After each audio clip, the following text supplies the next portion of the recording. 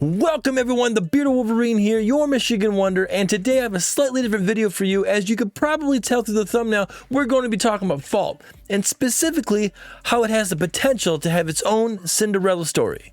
Let's get into it. I hope you enjoyed the video.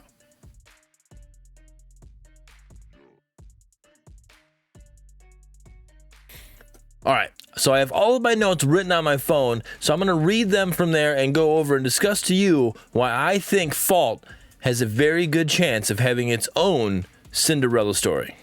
Alright, so we all know that in the very beginning, Cinderella was off to a great start, having a happy story with her dad. He was getting married and everything, and then tragedy struck, right? Fault had that same situation. Fault had that.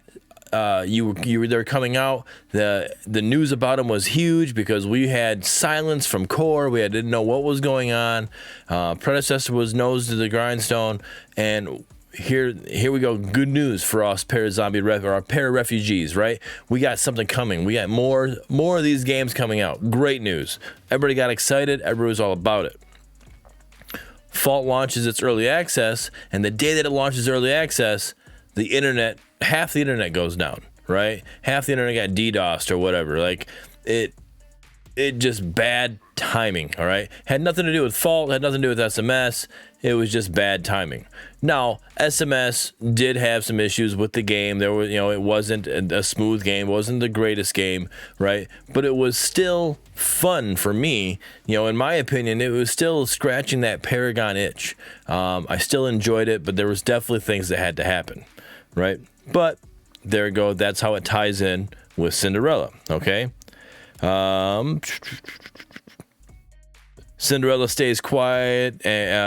Cinderella stays quiet and gets her work done. As her stepmom is giving her all these chores to do. She's quiet doing all this, right?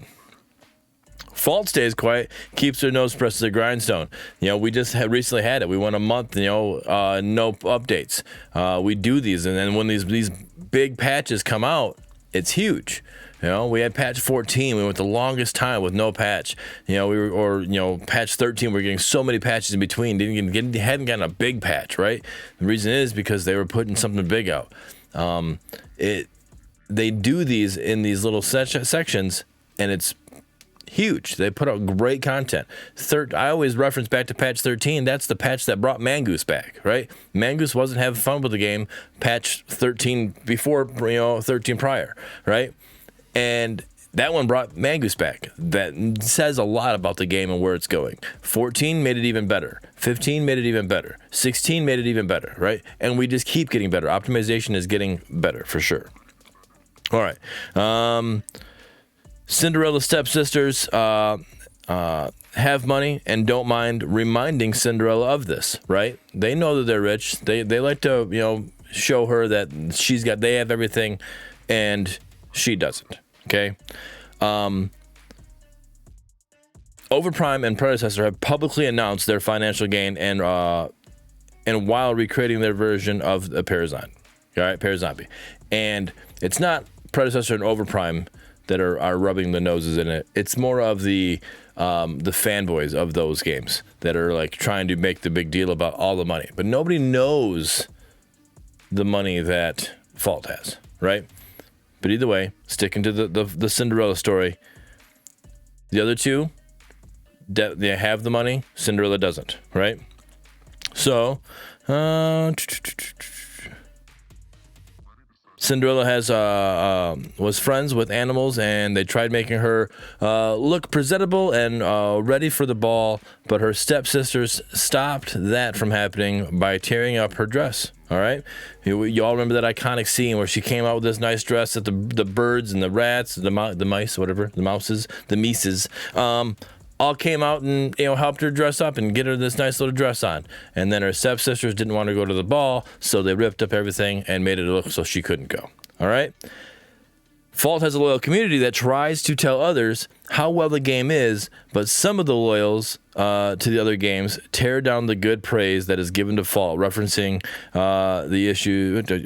Yep. So, yeah. So you have the people that had that bad taste from the early launch that will just instantly negate the game and say it's not good when it actually is. you got to give it a chance. Like, if you don't like a game, that's fine. You don't like a game.